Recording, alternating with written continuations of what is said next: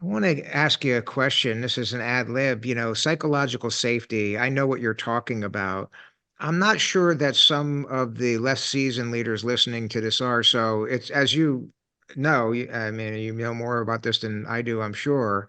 It's a vital component, for a culture. People Yeah. have to feel psychologically safe.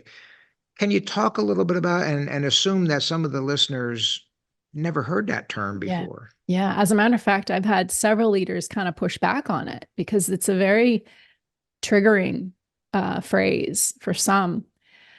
And so if I see that, then I'm asking, well, then what would it look like for your team, for your team members and you as a team leader to be able to share your thoughts and your concerns and your stumbles in a place where there would be no reprisal. Yeah. And so what do you need from each other in order to have that space together? What do you need? What do they need from you as their leader in order to be able to maintain that environment? How do you align with one another? What is your code of honor here? How do you measure your code? So one of the workshops that I actually do is building a psychological safe environment and an alliance.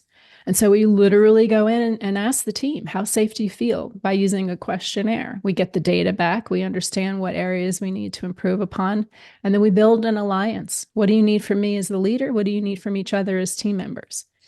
Yeah. What are the boundaries here? What happens when we go outside of these boundaries of where we're not feeling safe anymore? And again, it can't be any kind of retribution or retaliation. There's no punishment here, but we need Right. to be creative together to understand what would that kind of consequence be.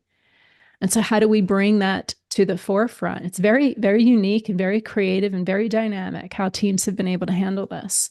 But it's actually changed the way that they're able to become more Oh, yeah. innovative and creative as a result of being able to have that safe space.